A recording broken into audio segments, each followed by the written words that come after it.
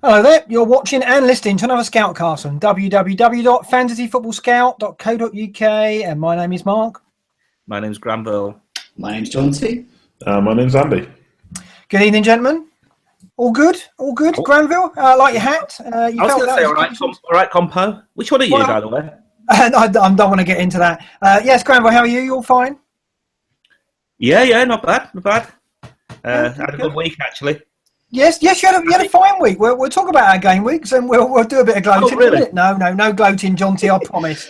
John T, how are you feeling? Well, I'm okay. I'm still I'm still trapped a little bit in the fog, but I'm starting to see some light at the end of it. We'll put you on. I'm going to have to ask a few questions of you tonight. I'm afraid I'm not going to do any gloating because we know what happens when that. Basically, that probably is the reason behind your slide. But I'm going to have to. What's gone wrong? It's just been. Yeah. For those who don't know, I got 22, which is actually one more than the previous week. So that's 43 over 2 weeks. So what's gone wrong? I mean, it's two things really. It's a combination of misjudgment, so that's the skill factor, and bad luck as well. So it's like FPL is being a cruel mistress. It's like, he needs a bit of work on his team. Let's throw in a bit of bad luck. I know. Granville saw it last season. It kind of just it does a domino effect, and it's almost it is because there was that season 3 seasons ago, Mark, where just inexplicably about this time of year you just slid and you were buying good players and. I don't know, and just every week it was getting worse, and we just couldn't. No one could work it out. Yeah, the thing is as well. I had my game week 8 rescued me at that point and got me back into it, and it's just ironic that it was game week 8 and it didn't happen for you. But we're talking detail in a moment. Yeah. I want to go back a bit to the wildcards in particular, so we'll talk about that in a minute. Andy, how are you? You have a decent game week? Yeah, I had a good game week for once. Quite happy with it. Well, we'll start with you because you've got 58 points, so you're top of the pile, aren't you? Yeah, top of the pile actually. Yeah, for once, I was saved. Well, not saved. I had a good week. Holobas 15. That was just brilliant. Like as soon as he scored a goal, you're happy because you basically got at least a clean sheet. But then to get that and max bonus was brilliant. Charlie Austin, I bought in for Lukaku. So yeah, he did score more, but in the long run, whether that's going to be a good move, we'll find out. And obviously Theo Walcott. I really wanted him. I didn't really have much interest in Sanchez. I didn't really look at ways to get Sanchez in. I just really wanted Walcott. I bottled the captain with him, went for Aguero, which obviously we all happened to. But Walcott was brilliant. So yeah, decent week for me. 58 for 4-point hit. Lukaku out, interesting. So yeah, I'll give you a quick brief of what went through my head. One, it's like you said, I'm finding it very difficult to actually pull the trigger on getting rid of Ibra. The stats as well, and I looked at Lukaku's fixtures and thought he's not going to score a ton at City. Obviously, he did get the one goal. And then Burnley away, that's another fixture which I ignored Arsenal because they've been so good at home. And I just thought, if I could keep Ibra till Burnley and hope he gets something versus Liverpool, he should have scored that header last night and didn't. And look, it looks like a mistake, but now I've got the more expensive guy I can downgrade at some point this year. Whereas if I'd done it the other way around, I wouldn't have been able to. So, yeah, it looks like a mistake, but we'll see.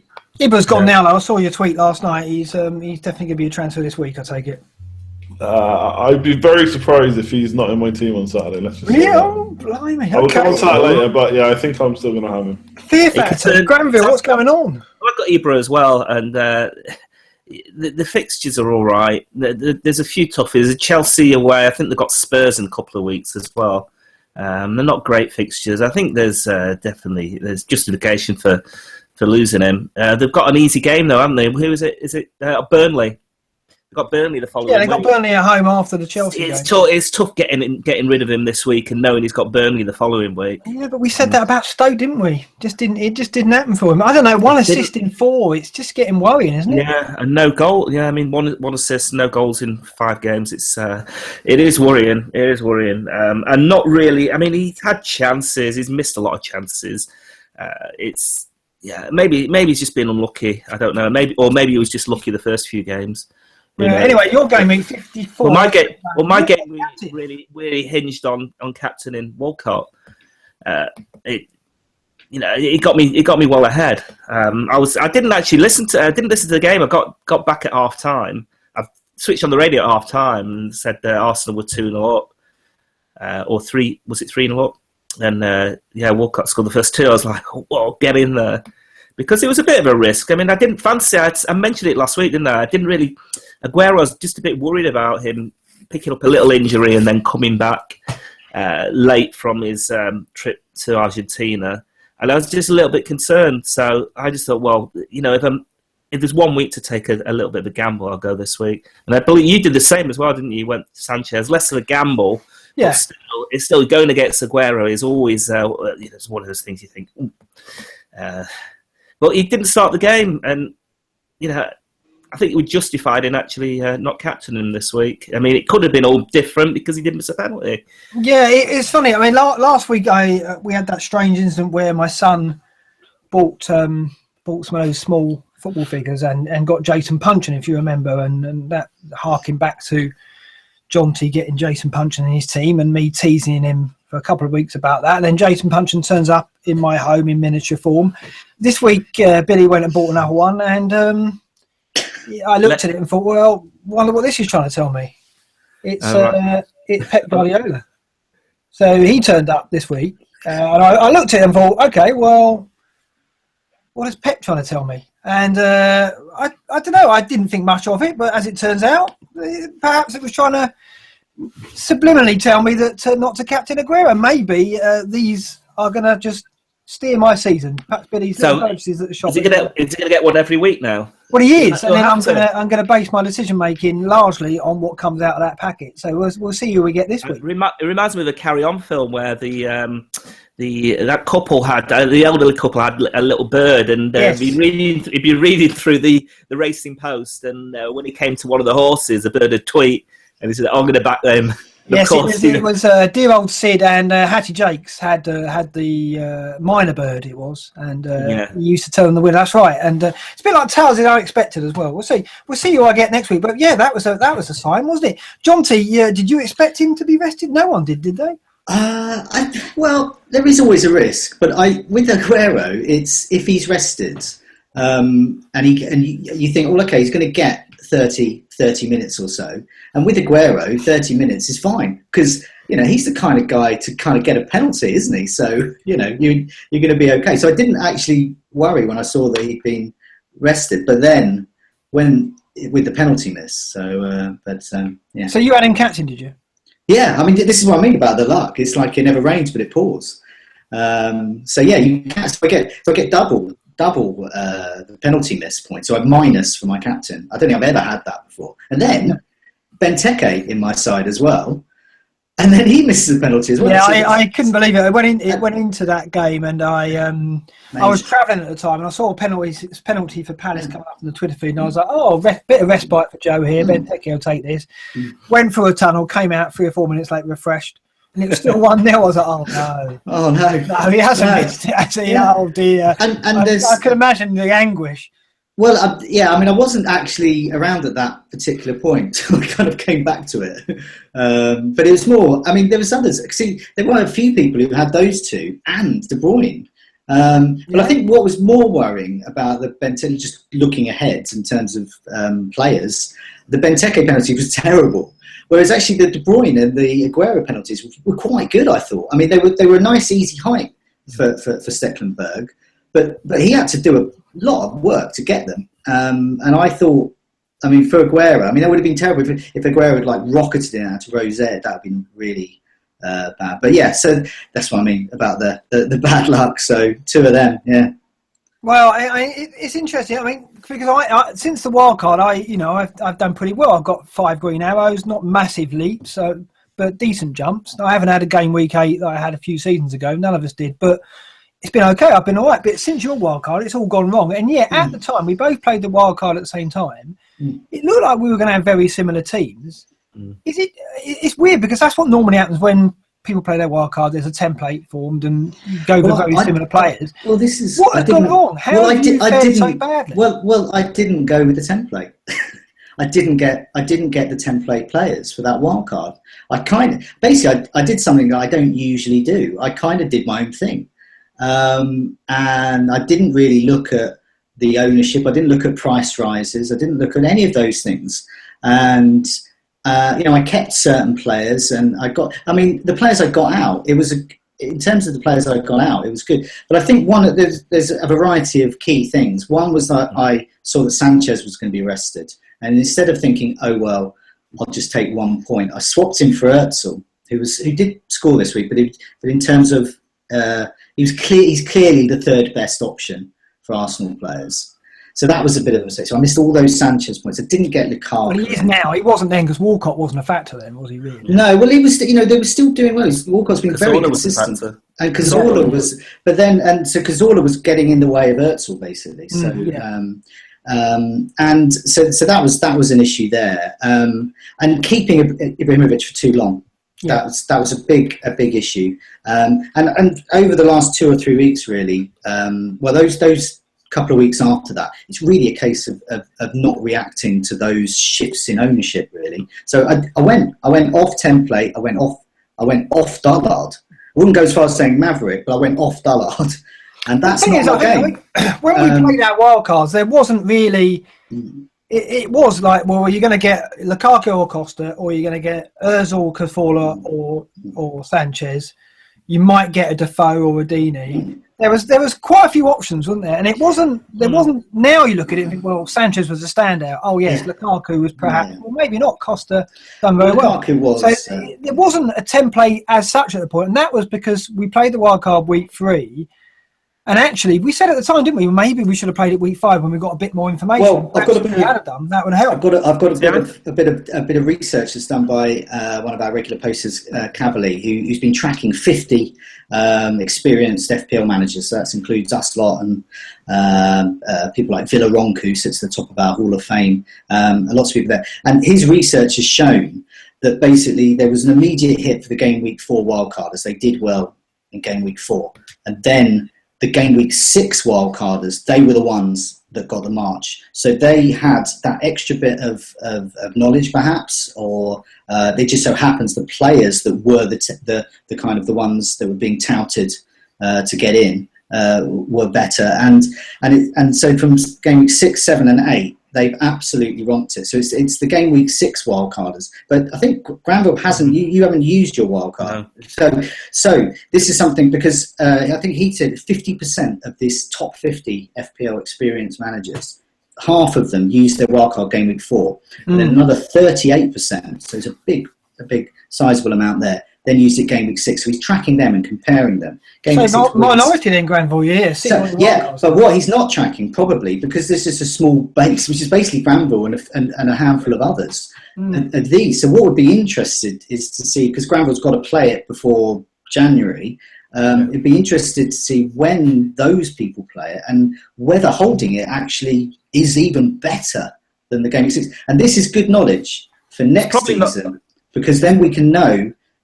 Because one of the things I've learned this season is I was really caught up in wildcard fever, and I think next season I'm going to try and ride that out and use that for when I need it, which is traditionally how I used to anyway, when the team is like in dire straits, as it is, over the last week or 2. So Granville, what's Jonty done wrong from afar? What do you think? Did he get all of his time in it? I'm not sure he did, actually, because I'm just looking. First week he had Costa, Antonio. They're definitely part of the template. Okay, Özil probably replaced by Sanchez. That might have been a mistake. Benteke, he could have been. He was in a lot of teams, and Hazard, it was in everyone's team, and Baines. So I don't think you did. I don't think you were disastrous in your wildcard. I think it's reacting after your wildcard, and also selling Costa. I mean, I know you sold him for Aguero. Probably, you look at the total points in between. I think Costa's outscored Aguero. It's difficult to say he made a mistake. Well, it should have been Ibrahimovic going for Aguero. Yeah, that's it. That was a difference between me and you at that point. The thing with hindsight, but the other thing is the luck factor. So I decided to do something about it 2 weeks ago, which was throw some hits at it. And it was the Lallana Firmino one. It's your worst case scenario. It wasn't just Lallana going off injured. It was the fact that they altered the shape to benefit Firmino. Yeah, well, I was done on that as well. And that was the thing. On the plus side, I have Lallana. He's fit and ready to go, and he's looking good. So, and then last week, and the penalty misses, and a lot of the other players didn't do so well. So I'm in a situation now where I think a lot of other people, as we'll get to with the other Ruffles moves, so it'd be enough for me to look at some others, is that the only way to really get out of it is to chuck a hit or two each week and just kind of replenish the team. So I've got to take a few more ranking hits over the next week or two. Maverick stuff. Andy, do you think Joe can rescue this? Yeah, I mean, I'm not too far ahead, so I don't know if I can really be judging. But I think you said it right. It's got to be Ibrahimovic was key, because I remember at the time you said, "Well, it doesn't matter about Costa. He's got me my points now. I'm going to transfer him out because Aguero is better."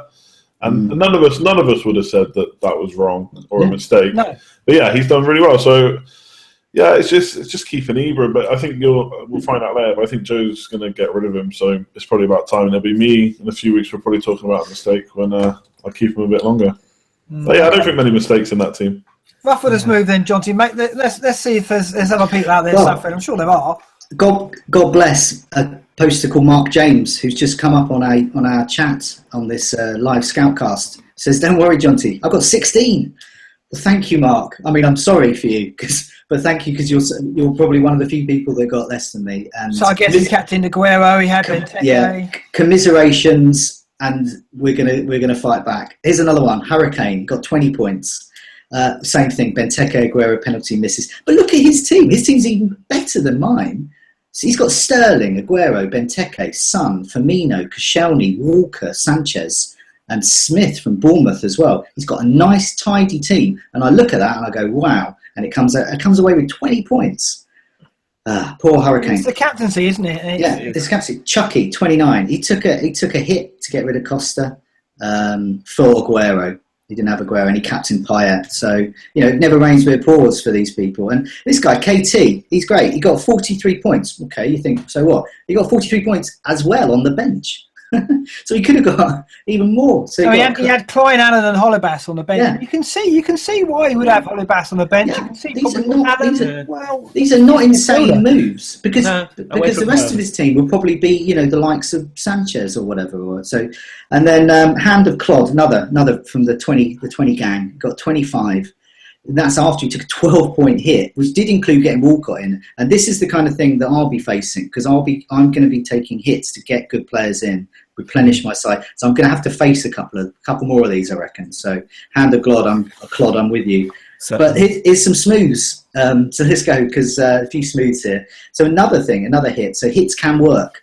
Karen transferred in Walcott and Austin, made Austin captain for a -8. So 39 points, so 31 up on that deal. Austin captain is Maverick stuff. So that's really good. So that proves that hits can work, and this is what I was really hoping with that Lallana one. So hopefully next ones will work. So David Jack transferred Austin in and captained him. He had Holebas, Chadley, Lukaku, Lovren. He got 79 points. Oh, he shot up on the outskirts of the top 10,000. And look at this one, XDO, captain who? Captain Callum Wilson. There we go. Hey. That's great. So Granville's got Wilson. Yeah, he's done so well for you, Granville, hasn't he? Wilson, that's proper Maverick captaining him. Yeah, captain. Oh, yeah. I thought captaining Walcott was a little bit of a risk, but Wilson's fantastic.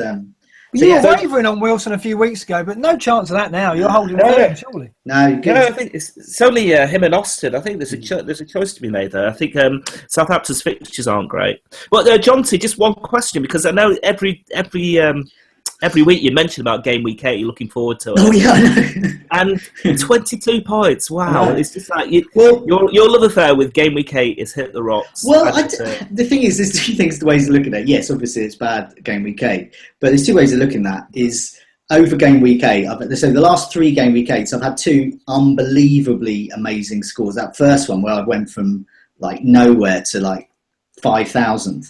And then this one, this one is a really bad one. So I've had the highs and the lows. The other thing, as a journalist as well, the game week 8 legend is still there. It's not a good legend for me. Well, it's a bad legend. Aguero, the game week 8 legend's still there. Aguero went from 4 goals, 5 goals to missing a penalty minus one, which is amazing. Just ridiculous. It is sublime to the ridiculous for Aguero. And Southampton came good though, didn't they? They could have had any more goals. And that's the strange way with my team is as a journalist, I look at that and I'm because of coming on here as well. Actually, looking at it in terms of stories, it's a story. I mean, the worst one was 2 years ago where I got above average every week, just above average, nothing special, just for every week. Finished exactly where I always fit. That was mind-numbing. I hated that season. Well, that was that the Ramsey Toure season where you were there and it just simmered along? Or was that? It was the season before they introduced the new chips. Right. So the new chips last season made me more excited. I ended up finishing pretty much exactly the same. Yeah, I say it's a very different situation this season, and we did think that the odds were that one of us was gonna go through this, and I'd gone through it a few seasons ago. And Rambo went through it last season, but when you looked at the ingredients of this season with so many options available, odds were, unless we all picked the same players, one of us was going to pick the wrong option. Yeah. Just so happens you've made several, but then you have had this layer of bad luck on top of that. Yeah, I mean that's the thing. I mean, it could forever go on. You could, because injuries are like that. I mean, just ask Granville. Yeah, I mean that can happen. But I mean, the way I think about it is I mean, there's. As long as I'm, on here recommending, I mean, maybe not for my own team, but recommending good players to people come away. And some guy was on site on Friday who going on about captain Costa. And I was like, yes, captain Costa. If I had Costa, I would captain him. And he did listen to that. And, that's much nice. That's nice when you get that. I'm not listening to my own blooming advice, though. But as long as someone is. No, you can't buy any luck at the moment. It will turn. Don't worry. Okay, community questions. We're going to talk about West Ham, Stoke. Yeah. Sigurdsson a bit, I believe, as well. There's lots to cover, of course. Joe Allen's going to come up. Dele Alli is going to come up. And we're going to look at Hull. Are they the whipping boys? Well, it looks that way. John T, let's kick off with the first question then, which is West Ham, I believe. Yeah, it's from Beza. What to do with Antonio? So, well, who's still got him, Andy? Have you got Antonio? Yeah, I've got him. Okay, what are you going to do then? Come on, simple. So last week I said I was going to keep for these 2 fixtures, but if he's going to be playing wing back and West Ham are still going to be poor, I think I'm going to get rid this week. So he's got Sunderland game week 9 and Stoke game week 11. They're the 2 fixtures I presume you're referring to. Yeah, well, last week he had Crystal Palace away, so I thought that was a good one too. But just the problem is he has 3 really bad away fixtures in the next 5. So yes, Stoke is nice. Yeah, Everton, Spurs, Man United coming up in the next 5. Yeah. Yeah, I'm looking at getting rid. I just think around that price range, there's kind of 3 players that I think are probably better options. So you've got Lallana, Sigurdsson, who we're going to talk about later, and even Arnautovic as well with great fixtures. Now, he's only 1 yellow card away from suspension, so he's a bit of an annoying one. But yeah, I think I'm going to get rid. I don't want a midfielder who's playing right back, and he might still, he's done it before there, and he might still be good value at 7. This is it though, isn't it? When I think we wrote in the in the scout mission a few weeks ago, we said Bilic is going to have to change it up. How is he going to stop conceding goals? Well, we're a bit worried Antonio's going to end up at right back again, and he didn't end up at right back, but he's gone to 3 at the back, and he's playing wing back. So I can't see that changing. They kept a clean sheet and they won 1-0. So. I mean, the thing is, he did it from that position last year, but West Ham in general just aren't playing as well as they perhaps did last year. And when I compare it to someone like Lallana, who, in yesterday's game when he came on, he kind of changed the way Liverpool played, and they played much better. And with their fixtures, I just think, for the same money, there's no option there. No choice. Who's on this, Granville? You haven't still got him. I went and sold Lallana for Payet last week.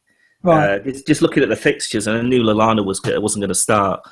I just thought it was a risk, and I thought, well, I'm not sure about Lallana still. I mean, I don't know whether I prefer Firmino. I can get Firmino this week, but I might actually go back to Lallana. I just don't know yet.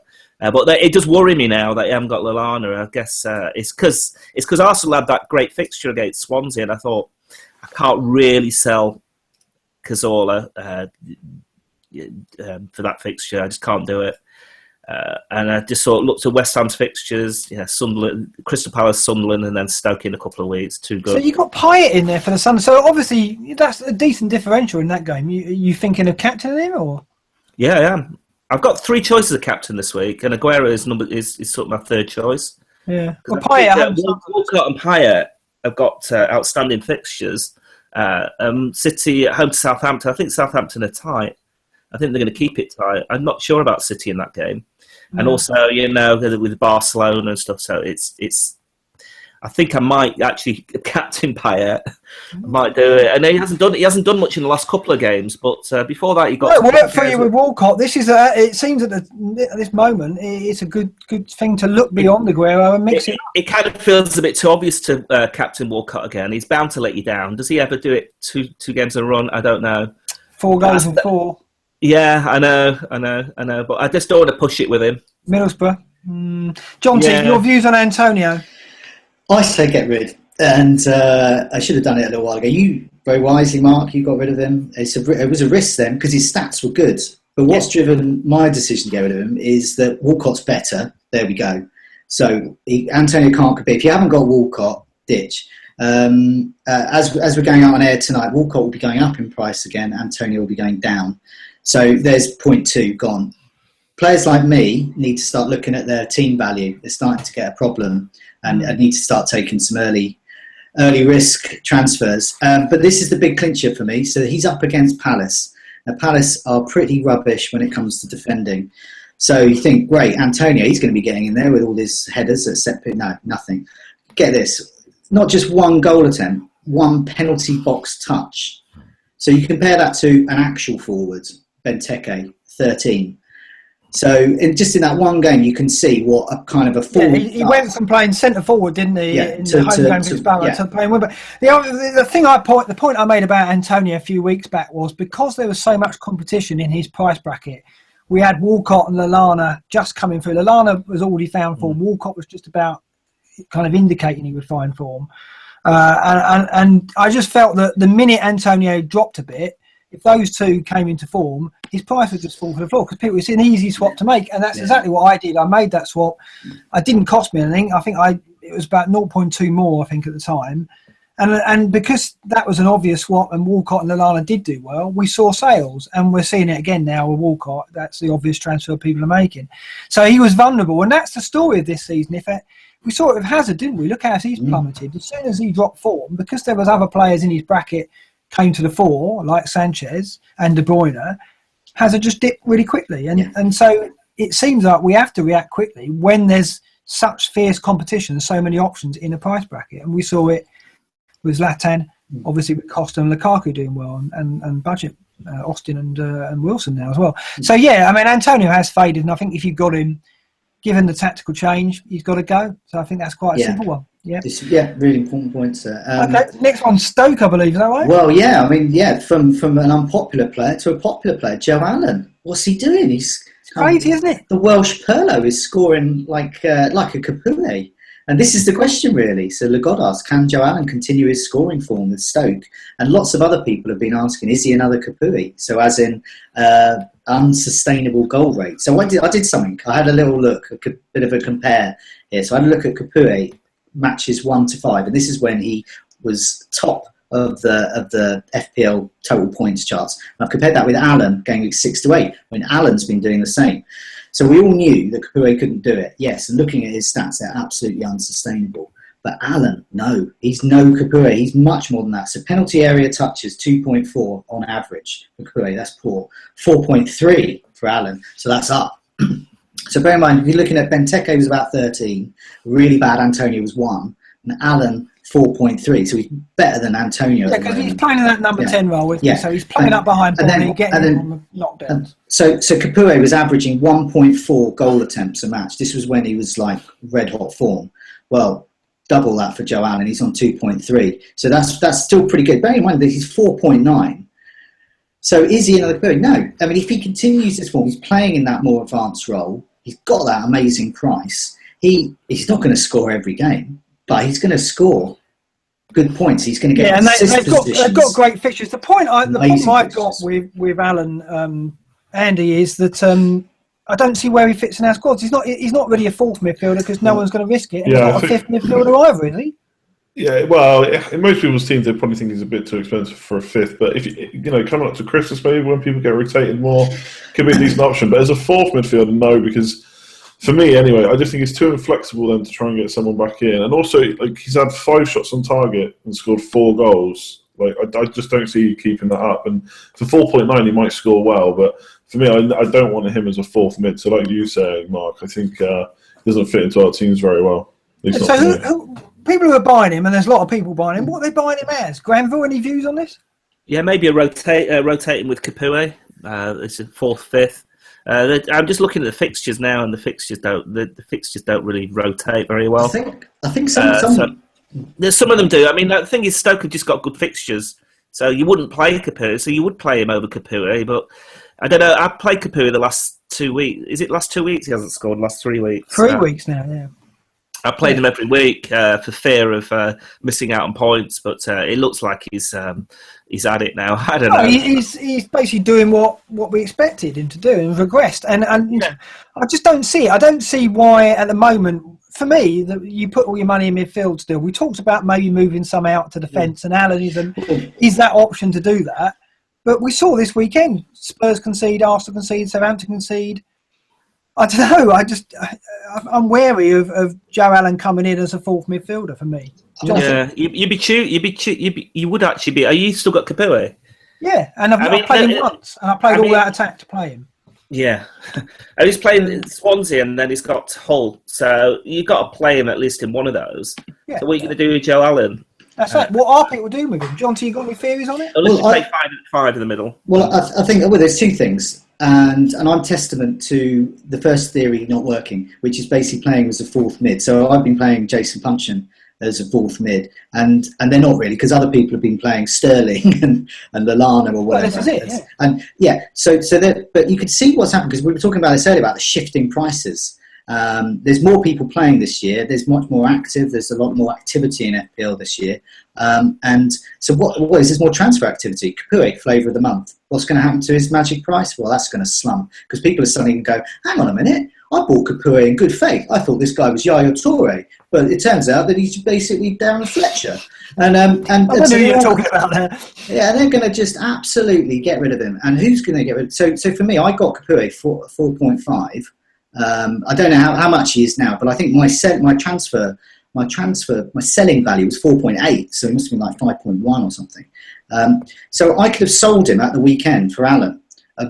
So I could have got a better 5th mid for originally the same price. Fair enough, but it's still a transfer, and I can see Allen as a money maker. Yeah, if I had nothing else to do, and then he'll got a good price. Yeah. Allen, maybe getting a couple of rises out of him, sell him again, and keep doing it. Maybe, but that's the only thing.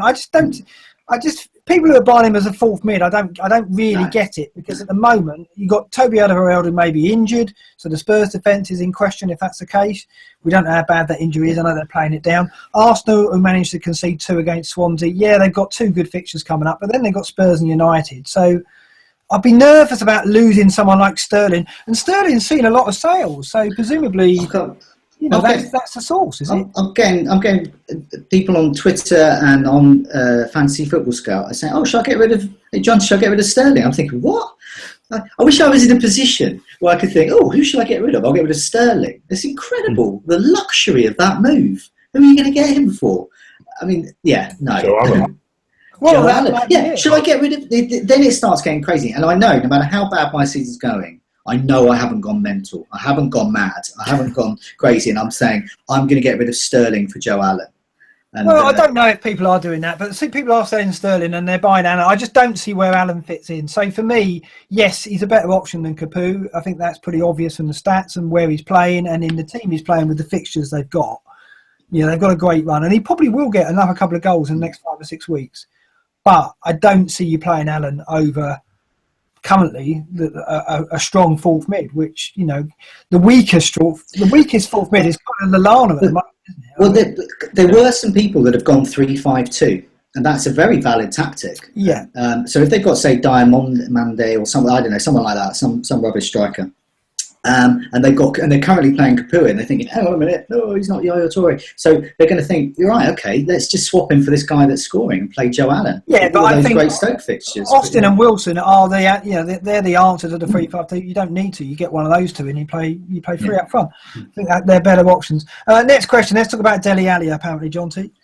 Okay, well, so yeah, I mean, people are saying to us, why are we ignoring Dele Alli? And it's difficult to know. Well, it's difficult to know why, but then I had a look why, and it's nothing to do with Dele Alli. It's just to do with everyone else being just that tiny bit better or a bit cheaper. Really, I mean, he's just an awkward price. Yeah, he is. He's 8.2 at the moment. That is very awkward. That is the Firmino bracket. Yeah, we know shots on target is a good indicator of whether a player's been good and whether if they can maintain that, they'll keep scoring. And he's right up there. He's got 8 over the season. And that's on a par with Firmino. That's just under Eriksen, Sterling, Hazard, Sanchez. He's one less than Sanchez. So he's doing really well. But then you look who's above him. Well, Walcott, he's cheaper. And then you've got De Bruyne, who's a luxury, but he's got outstanding stats across the board. And then there's Antonio, who people are getting rid of now, but previously they were really keen on. Bramble, your views on Ali at the moment? Well, there's also Son as well. There's also Son, don't forget, and I think and he's 7.7. See, I started off this season with Ali, and it was disappointing. He was expensive. I think he was 8.5. Yeah.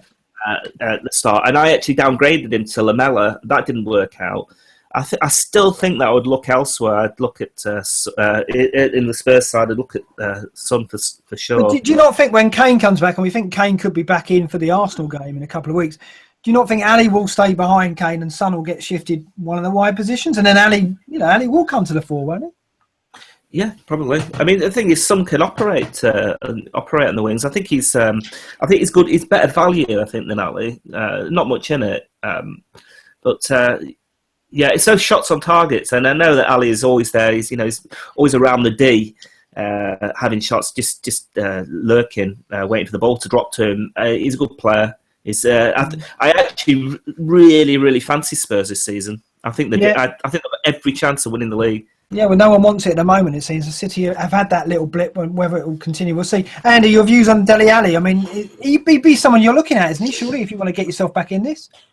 Yeah, possibly. I actually had a quick look at his stats compared from this year to last year, because obviously he had such a great season last year, and they're actually slightly up in penalty area touches, shots on target, shots on the box and stuff. So he's doing okay. It's just like Jonty said, there's just other options, and mostly cheaper options, that I would prefer to get in right now. So it's not that he's doing badly, it's just that there are other players that are doing better. And also, I'm not too sure about their fixtures either, really. Bournemouth away, where they've only conceded 1 at home since the first game of the season. And then Leicester, Arsenal, West Ham and Chelsea. It's not the greatest. London derby, isn't it? You can't call those. Yeah. I mean, and they probably will win the majority of those games, but how many are they going to win by? Once Kane is back, is he then going to be the one scoring the goals from? It's just not for me right now. But it's not to say he's a bad option. I just think there's probably better. And you, Jonty, you're not going to look at him as a possible solution? No, it's not. It's because they're just better and cheaper options. Also, Kane's out at the moment. Kane, when he's back, he's going to be a regular starter. So the dynamics change slightly. That could end up really benefiting Ali. And so I'd like to see what happens there. I believe Kane is penciled in for the North London derby. Yeah, so it's going to be 11. I think that will change. I think it will change the dynamic, and I think we'll see people who have got Son maybe moving away. I mean, Son's already seen sales, but as a result of being benched for the game week 8 fixture. But people need to be keeping an eye on when Kane returns, because Kane, as we know, is almost a must-have at times of the season. If he becomes a must-have again, now he's pricey. He's Ibrahimovic style. Do you see it though? Do you see Kane ever playing his way into our squads? I'm not so sure this year. Well, if he's going to score 20 goals a season, and you remember last season we did the last 2 seasons. If you didn't have Kane, well, what's your rank go down? I do, but I just see at the moment Lukaku and Costa are going to keep pace. I think.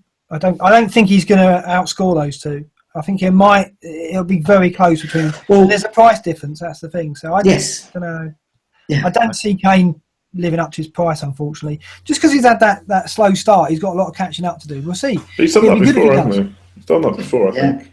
Yeah. What's that to do Over with Christmas. anything, though? What's that to do with anything, Mark? What is slow start?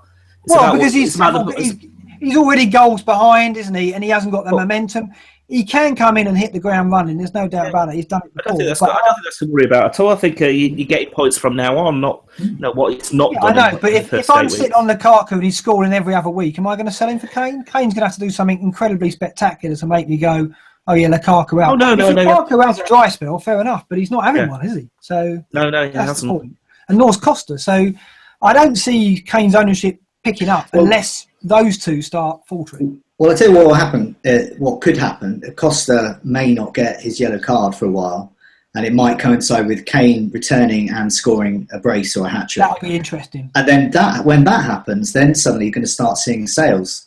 And then Kane will suddenly be in lots of squads. And then if he scores a brace the following week and he's and he's got 25% ownership, then you're in trouble if you haven't got it.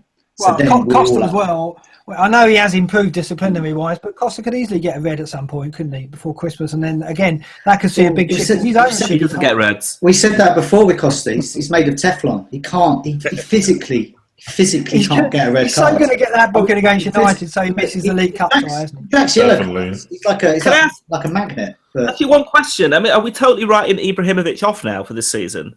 That's what it sounds like to me. No one's mentioned him. No, I'm right. He's the highest owned forward still, I think. I'm writing him off currently because he keeps missing great chances, and Mourinho's reverting to type, especially against bigger sides, and he's got Chelsea next.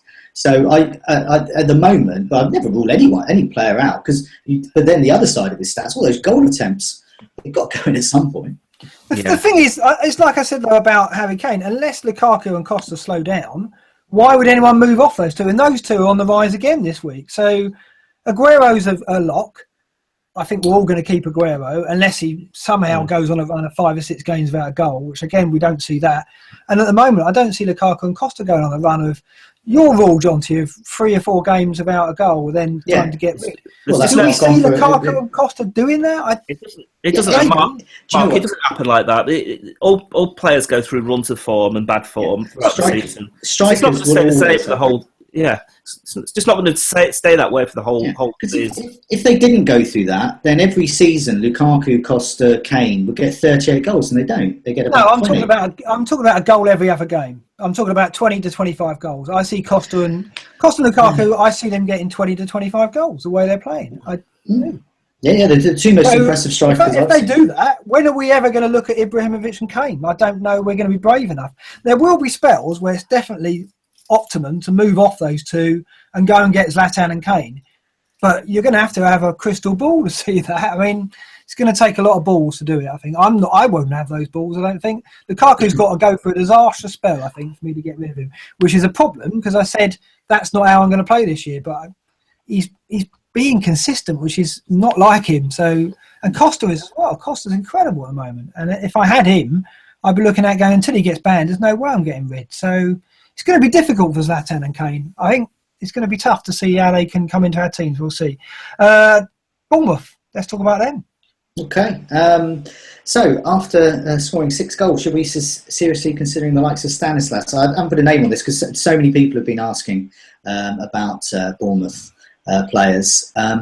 Well, yeah, in a nutshell, they're really cheap. But then we're coming to that same difficult price as well with Stanislas. Is he a genuine fourth midfielder? Well, he's performing like one, but will he get rotated? We don't know. He has done in the past. So I had a look at goal attempts last 2 weeks. So this includes the whole game. So this is what they can be like against a really bad side. And yeah, Callum Wilson's up there, eight goal attempts. Stanislas 8 goal attempts as well. It's two game weeks. And you know they are looking good. And I think Granville's very wise to have Wilson. I think Wilson and Austin, as Mark said earlier, are absolutely ideal third strikers. A great price. Underpriced, I would say, for both of those. Stanislas currently is underpriced. He's performing like a. But what's interesting with Stanislas as well is he seems to have got penalties. Where did that come from? Well, he hasn't. It's still Wilson's. So is that because Wilson was fouled? No, it wasn't. It wasn't even that. Basically, someone passed the ball to Stanislas, and there was a bit of confusion. Now, this is heartbreaking for Bramble. I don't know whether he's heard this. No, go on. There was a bit of confusion. Well, I saw Wilson stand up and said, "That's mine." Yeah. What happened then? Well, basically, there was a bit of confusion. Stanislas was past the ball. He assumed it was his. He assumed that Wilson was kind of okay with it, but he wasn't sure. But then Wilson backtracked and thought, well, look, hang on a minute. We've got to take a penalty. We kind of took one for the team. We've got to get this penalty. Stanislas is holding the ball. Take a penalty. I'm not going to put him off. I don't want to start. You remember when was it? Son and Lamella, yeah.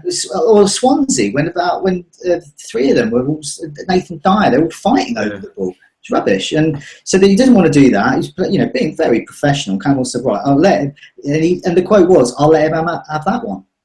So okay, so officially they've come out and said he's not on spot kicks. No, it's Wilson. Wilson is. Well, I know that's who we had as a designated taker. He is. So I haven't removed Wilson from our set piece.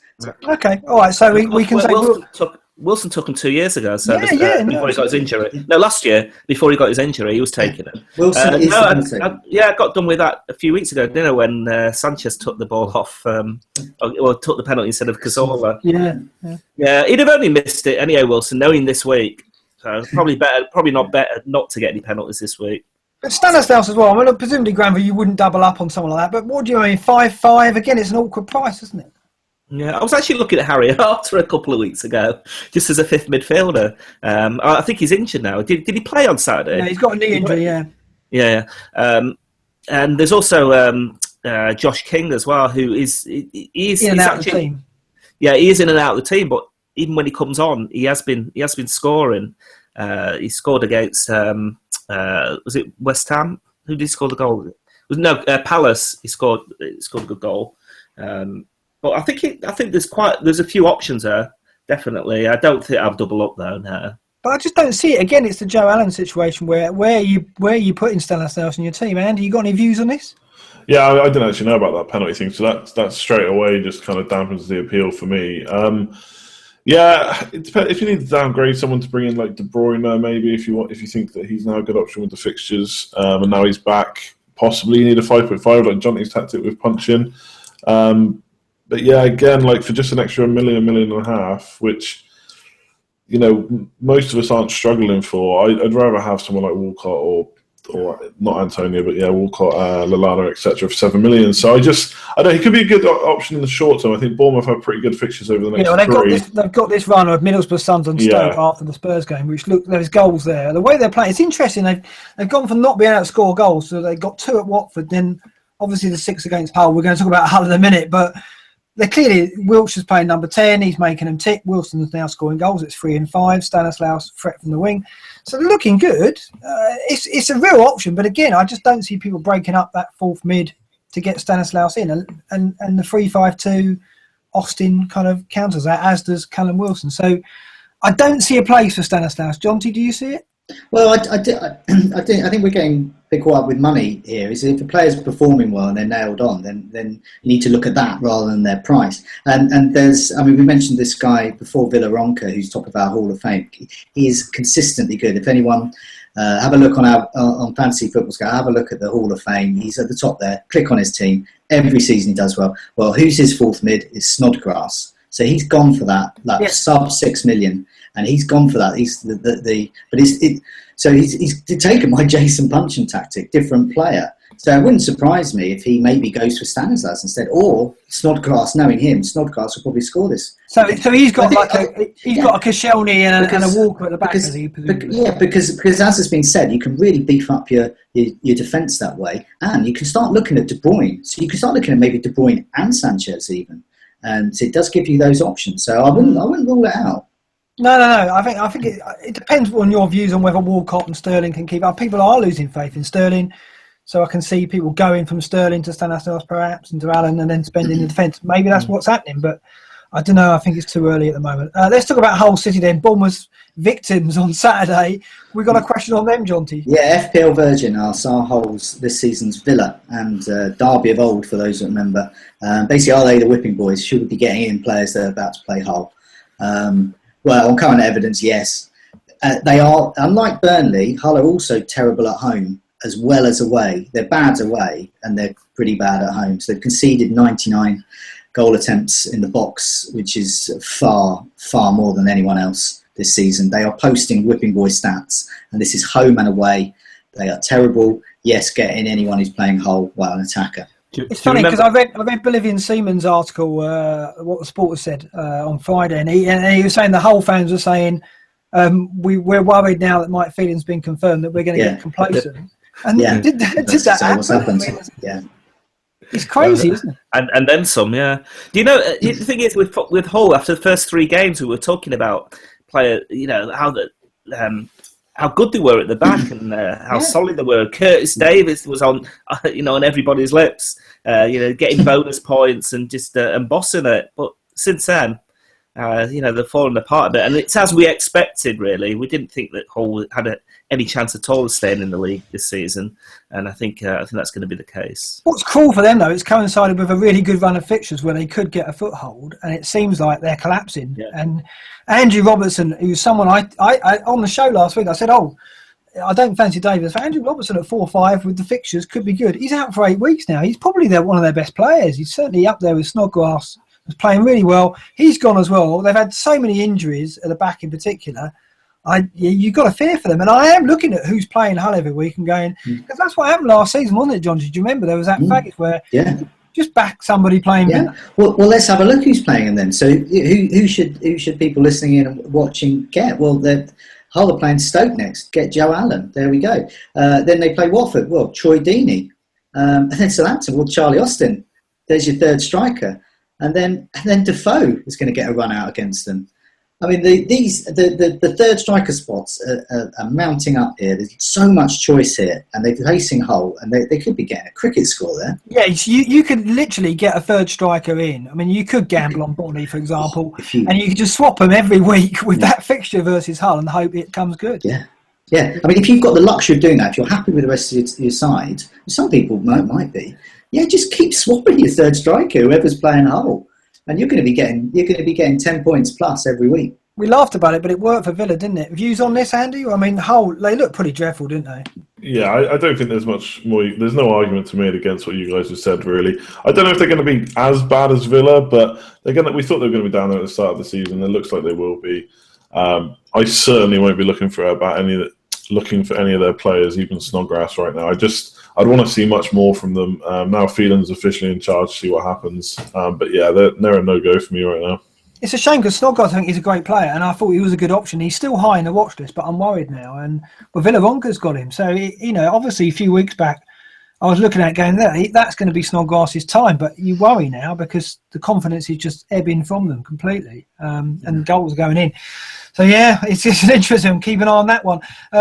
Next question then? Is it Aguero, captain Neymar and sell Sterling? We've touched on it already a little bit, but we've got a lot of questions on this. Yeah, well, looking at... So, Man City, I suppose, are suddenly not Barcelona, as we thought they might be. So, Netley Lucas asks, are they now simply better captaincy picks than Aguero, or do we ignore him at our peril? And KTK Interista asks, do you need to forget about the always captain Aguero at home theory? So they're the couple of questions there on Aguero. I mean, looking at goal involvement, he's still there. He's still, from when he's come back, so it's game week 6 to 8, out of all the players, he's still involved in half of their goals. So this is great. If you're 50% plus, you're an option and you're consistent. But Lukaku's 100% over that period. That is consistent. Same with Allen. And then, he likes of Costa as well. He's on 60%. Walcott 57%. These are the goal involvement over the last 3 games. What was interesting about what Pep said about Guardiola, and we've got it in Say What on Thursday, is he was talking about the Argentinian supporters and the Argentinian press and saying he felt they were on his back a bit. And the Argentina team, he's obviously not the leading man, because they've got other players. He's a fantastic player, but he's not the be all and end all of that team. And when he missed a penalty against Peru and he had the injury, apparently he came in for some criticism. And then he goes and misses the penalty on Saturday, having been benched. And you just wonder whether there is a confidence issue. We were worried about injuries and fitness and fatigue. Do we think now there's a little bit of a confidence problem? Granville, you're shaking your head. You don't see it. No, it's just a strike. It's just a striker's job, isn't it? That they often go through stages where they're out of form, or things are just not going right for him. Aguero is such a good player. He turned that around in one game. But so I don't think he's always a captaincy option. It doesn't I'm not saying he's 100% certain to be captaining every week. He shouldn't be. He shouldn't really be that stuck, that rigid anyway in your team because of fixtures. I think it was a good opportunity not to captain him last week, and it's a good opportunity not to captain him this week. But that's not to say, when they're playing Hull at home, that you shouldn't captain him. Of course you should. No, absolutely. I just think it's interesting that Guardiola would come out and say that Aguero needs to toughen up and not take it to heart. For him to say that, he must have evidence that Aguero is being affected by criticism. And Aguero doesn't get criticised very much. Let's face it. When has the British press ever criticised Aguero? I think he's just trying to manage, that's all. I think that's it. He feels that he has to say something. Yeah, maybe that's his style. But I don't think Aguero needs it, really. I think Guardiola thinks that he needs it. Okay, I just think for him to have said that, he must have seen signs from Aguero that confidence was an issue. Otherwise, why would he have said Aguero needs to ignore what's being said in Argentina? For me, that reveals that Aguero actually takes criticism to heart. And my point is, in the Premier League, when has Aguero ever come under criticism? Maybe with injury, but maybe with this sending off, maybe with injuries in the past, maybe he's been criticised for being a bit fragile, but his form has never been questioned. So I wonder if there's something going on. I'm a little bit worried. Andy, any views on that? Yeah, I'd have to see a lot more, negative play or mistakes like the penalty before I start worrying about Aguero. This is a player that scores or assists every game, at least, or does one or the other every game. He started 5 games this season, he scored 5 goals. And I always find it funny as fantasy managers, we're always looking for consistency. Yeah, for some reason we're always looking for a way to write Aguero off. Always. There's always somebody that thinks there's a better option. It's because of his price, isn't it? I think. His price, it does come into it, but it's a lot of money, but you do get consistency. 5 and 5. Now, yes, Lukaku and Costa are doing well, but Aguero's done it for so long. I'm not worried in the slightest. 5 and 5 goals. He's still a captaincy option. Yes, there may be better options every week, and there was last week. There may be this week, but to say that he's now not a captaincy option and we're worried about him, just no way, not a chance for me. No, fair enough. The same here. I don't think that. I think at the moment the Southampton fixture, like Granville says quite rightly, it's a good option to look elsewhere for this week. But then you look at City's fixtures, Jonty. You've got to look at these fixtures and go, why are we questioning Man City assets? Look at them. No, I know. Yeah, Southampton. Yeah, they're tricky defence. They get West Brom away. So okay, well, that's another tricky one. So maybe you'd be looking elsewhere that week as well. And then Middlesbrough at home. Well, Aguero captain that week. That's game week 11.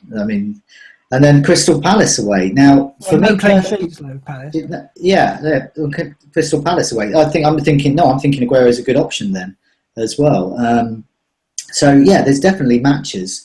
But as Granville said, it's about fixtures really, and you look at them and you think Southampton, they're quite tight defence. So you look at something like say the game week 10 when they goes to West Brom, and I'm thinking, are there better options there? Well, if those still keeping the faith with Ibrahimovic, he's facing Burnley there as well. I don't know. Arsenal away to Sunderland. I think I'll be having a bit of Sanchez or Walcott for that. Yeah, the captaincy. I know. It is funny. We're sitting here now going, like weeks ago when he came back from his ban, like, we've got a plan to get Aguero back. It's a no-brainer. I've only captained him once in 3 weeks since then. So, yeah, it's... And looking at it ahead, I'm probably not going to captain him this week. And that West Brom one, probably not. But I'm not getting rid. And he's going to be my captain for the majority of the season, I'm sure. It's just at the moment... I am a little bit worried about what Aguero said, because I just think that's a bit strange. To come out and say that means there's some issue, I think. Do you know what, Mark? I think this could be another time for one of your special season once a season. I think you could probably reasonably do without him. Yeah, absolutely. Like last season. You've made all the right calls so far. No, that's the thing. You got rid of Antonio at the right time. You got Walcott in at the right time. You've got luck on your side, so I can't see that going wrong. No, that's all right, John T. I'll pass on that one. Well, here's a question for you then while we're talking about the fixtures for City, because one of the other questions was about Sterling. So if you think the fixtures are bad for Aguero, for captaincy, does that mean they're now not an option? It's now a good time to get rid of Sterling? Sterling is shaky for me, I've got to say, but I still think that there's not a better option at his price. And I got him cheaper than he is now, and I'm not going to trade down to Stanislas or Allen, because I don't think there's an urgency yet to invest in defence, because we saw Holebas return 15 points. The players like that around, and you can always get a decent, cheap defender with a fixture, I think. And I'm going to keep Valencia because, nicely they've got Burnley and Swansea coming up and West Ham at home as well. So they've got the right fixtures. So at the moment, Sterling's got at least 2 more games before I start thinking about selling him. If he blanks against Southampton and West Brom, which is possible, and he doesn't look the part, which again, a few matches, the United game in particular, he didn't look like he was in it, then I might get rid, but not yet. I want to hold. I think 2 City players is still okay given the attacking force that they are. So, but another couple of games, I might change my mind. Who else has got Sterling? Anyone else? He could get dropped. He could get dropped. I think so. He started every game so far, hasn't he? I think, and he's only blanked in 3 out of the 8, which were against United, Spurs, and Everton. So I see him getting something against Southampton, and I think people are going to regret selling him. I mean, he's so good this season. I don't see it. You're still getting the stats are still strong, and City have had a blip, and we'll see how they get on against Barcelona and what impact that has. John, any views on Sterling? You haven't got him, have you? So. I haven't got him. I just think currently at the moment I don't have him, and I think there are better options. But if I did have him, there's no way I'd get rid of him. I mean, the highlights of Man City matches I've seen with him, he looks frightening. I mean, he's a completely changed player, and he's not going to score every week, but I think he's doing great for his price. All right. A better question would be if City playing, say, Hull this weekend, which would you go? Would you just keep Aguero, or would you go for another City player, and which one would it be? If Sterling. Yeah, if I could afford it, De Bruyne, but I can't. I don't think many could afford. Well, you could afford it. I mean, you could sell someone. You could get him into your team. You'd prefer him. I had him a couple of weeks ago, and I had to sell him because he got injured. I'm a bit gutted about that right now, but I had to do it at the time. I had no choice. But you make plans. You can get De Bruyne. I still don't think the gap between Sterling and De Bruyne is as big as the price gap. I think that Sterling's got goals in him, and De Bruyne's all round brilliant. He's probably the best player in the Premier League. What was in the first 5 or 6 weeks, looked like he was the best player in the Premier League until the injury, but. I still think the money difference is closes the gap on it, and I think Sterling's got more goals in him over the season. So I still go Sterling, I think, at the moment. Yeah. Nolito as well. Well, I don't think he's ever going to be a factor. I think he's going to be a handy differential now and again. We'll see. I mean, his goal power is very strong, but the Sterling factor is still there for me. I don't think he's waned as yet. A couple more weeks, I might be on here changing my mind. We'll see. Okay, Sigurdsson. Now he's a darling of yours, isn't he, John T? Yeah, and is he someone who's flashing his eyelids at you? Always welcome his advances across the crowded room. Shakhtar asks, is Sigurdsson now an option? Sigurdsson's always an option. He's always on my goals imminent table. Always pops back on again.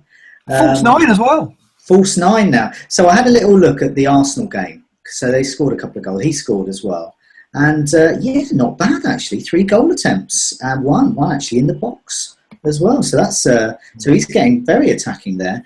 Fur, who we'll come to a bit later, is actually outgunning him. 4 goal attempts, 4 in the box.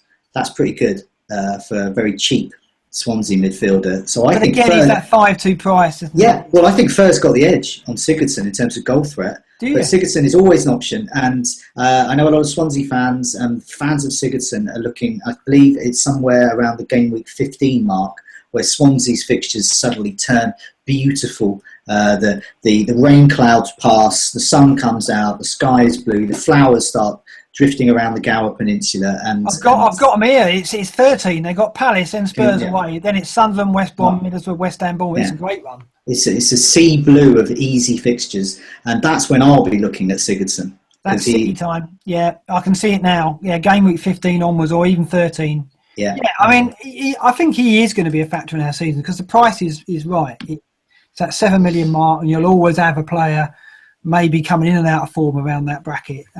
So I think, he's going to be an option for us this season, but maybe not yet. I want to see him. See what Bradley does. I don't see him playing the false 9 at home this week. This is perfect for fantasy managers. So we've got game week 9 coming up. We've got 2 or 3 game weeks to really check him out. Check out Swansea and see what they're made of. And then if Sigurdsson's still trundling on with goals and assists, well, there you go. get him in. Okay, let's do the game week preview. Let's talk about these fixtures now and the clean sheets first of all. We'll come to you, Andy, first. We'll let you have first pick. Do you want to pick your cleanie? Yeah, I think I got maybe 4 picked out. I'm going to back Lovren to get me a second clean sheet in a row against West Brom. Yeah, interesting. I mean, it's a good bet. West Brom away from home. They've got a bit more about them these days with Chadley in there, but Lovren over Klein. What do we think about this? I've gone Lovren in the watch list over Klein. Klein got the bonus. Lovren 4.9, Klein 5.5. For me, that's the point. Yeah, that's why I got Lovren in, because of the price. Klein right now is a bit like the defensive Ibrahimovic. He's got the stats. He's had the stats all season. He's been top of like chances created for defenders. But he's like one of those players that just seems to, almost like I used to when I used to watch Aaron Lennon, just runs and runs, gets to the line and just nothing. And like he's obviously creating the chances because his stats are there, but I don't know. I just don't think he's worth the money for me. Yeah, I'm definitely looking at Lovren. I can't do it yet. There's a couple of transfers I want to make before this, but I'm looking at Lovren for game week 11 when they've still got Watford, Sunderland, and West Ham to come, and Bournemouth away. They've got good fixtures, and I think Lovren at 4.9. Yeah, that's okay. And also, I'm looking at Lovren rotating with Ashley Williams. It's a nice, they're both 5 million. It's a nice little rotation to get going. That's about as much as I'm probably going to spend in defence at the moment until things change. But yeah, Lovren's a good pick. Clean sheet for you, Granville. It's funny actually. Just back to Lovren, as you've been chatting, I've been, you have like a floating transfer. You put one in and just see how it looks. Do a bit of window shopping. I have been looking at Lovren. They've got decent fixtures, and I need to swap out Shaw, and I think he's favourite at the minute. Yeah, well, I mean that first clean sheet, I think it's. Well, yeah, it was the first one. That's a trouble though. That was in a very tight game against United. Are they going to be able to replicate that against West Brom? It'll be a completely different game. I think there's every chance. I think the clean sheet. I think Everton are going to get a clean sheet away to Burnley. I think they're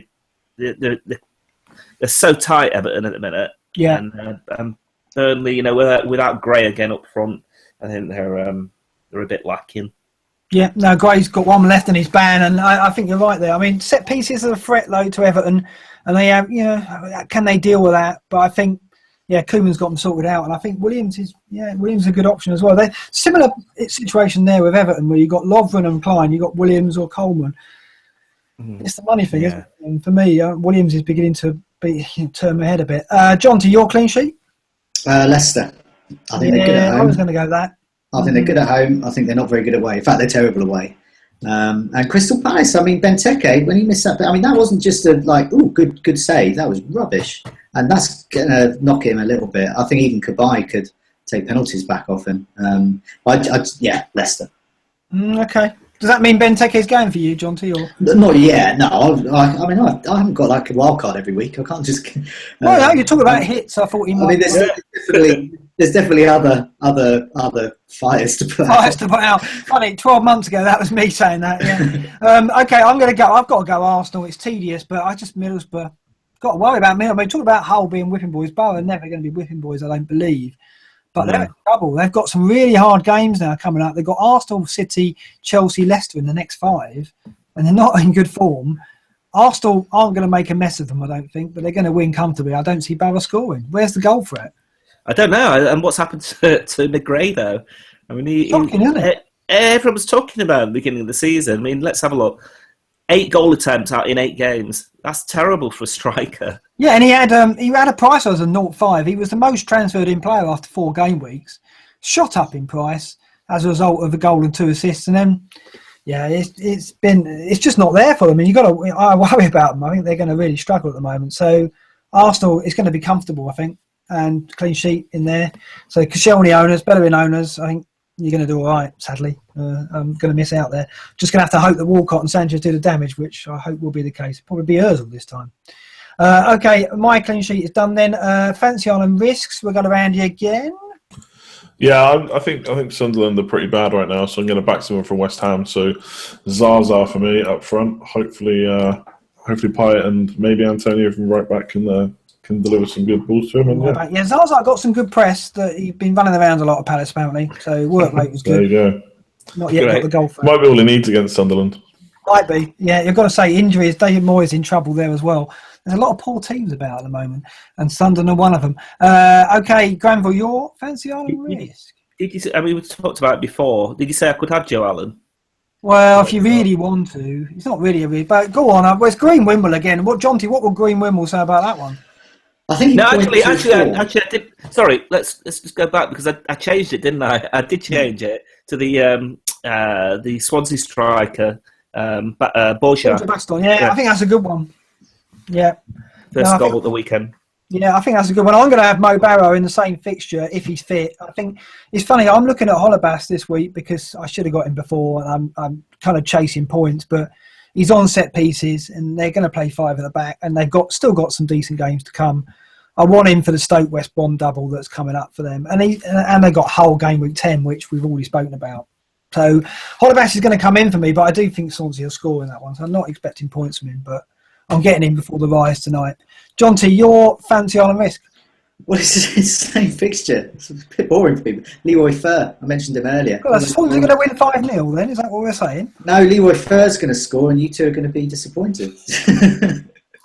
Yeah, no, I think we'll see. It's going to be interesting, but that was a difficult fixture to tell what's going on at Swansea Arsenal away because he changed his system. He played the false 9. I don't think he'll do that against Watford at home.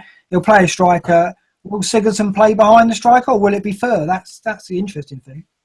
Well, yeah, Fer's been doing well this season, but he did well in the Arsenal game as well. In terms of underlying stats, still a threat.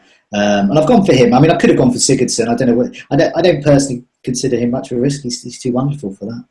You love him, don't you? He's coming in for you. You'll find a way of getting him in. You'll definitely find a way. Captains and transfers then. Straight out there, I'm probably not going to go Aguero. I'm probably going to go Sanchez again. And it'll be the 3rd week running I've backed Sanchez. He's got me 3 points in both of them so far. Home to Middlesbrough.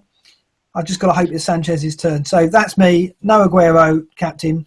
Keeping him. Sanchez in. And Holebas is my transfer because I should have done it before. I'm kicking myself. Absolutely. The reason why I went Martina was I looked at it, but they're going to keep a clean sheet. Burnley got a Mike Dean penalty. And Martino, he's going to have 3 or 4 games because Bertrand's out, because Cedric's out, which is a shame because he's a good option too. So I think Martino was a sound transfer, but Holebas, I just didn't see him playing wing backs, and he did. He played 5 at the back, so missed out. So he's going to continue. Yeah, I think he'll play. Well, Holebas is taking free kicks as well. He's taking dead balls. So, and he's had a few. I think he's had more shots than any other defender in the last 4 game weeks. So he's a great option. So I'm getting him. I was looking at him about 3 weeks ago when I eventually got Walker. When Terry got injured, I got Walker, but I was looking at Holebas all the time. Yeah. And I just went for Walker. Actually, it paid off getting Walker, but I did miss out. But I've been looking at Lovren and Holebas to replace Shaw. I've got to get rid of Shaw now because I don't think he's going to be playing. It's pretty obvious. So that probably my transfer, one of those 2. And the captain would be, as I mentioned before, Payet or Walcott. I mean, your Walcott would be the safer one, I guess, if you can call that safe. Payet would be a bit of a maverick. I like Payet though against Sunderland. I do. I mean, they've got, especially after they won at Palace, you've got to think they'll have a bit more confidence. It just looks a class apart. I mean, sorry, I know he didn't get the full game, but at the weekend, but he just looks. He's one of the best midfielders in the league. Oh, yeah, no doubt. I think he's just he makes them tick. It was a bit of a tough game against Palace. They didn't create that much, but anything they did do, he was there or thereabouts. So I think that'd be the kind of thing that pulls you up in the rankings, if it comes off. Yeah, and I fear for Sunderland there. They're going to concede. I mean, conceding they were up against Stoke. They could have conceded more in that one, and yeah, you've got to think they're going to be stretched on that big pitch. Don't see it. John T, your fancy Island risk. Oh, sorry, your captain in your transfer. Multiple transfers I'm expecting here. Yeah, well, as I said, you've got to start looking at transfer value. You've got to start looking at consistent good players. So Ibrahimovic out for Lukaku, and Antonio out for Walcott. So that's what I've done so far. I may have to take another one depending on what I hear about Van Aanholt injury, or whether I can nip up to West Ham's training pitch and injure some of their centre backs so that Collins plays. But so basically, I'm looking at. I've only got 2 defenders, I think. So I think I'll have to get Van Aanholt out for one of Lovren, Holebas, or Peters. I'm actually probably looking at Peters actually because he's really cheap Stoke have great fixtures, so I can play them every week. And at home, I think they'll do well. And also, I've saved a bit more money there. That takes me up to about 7 points something.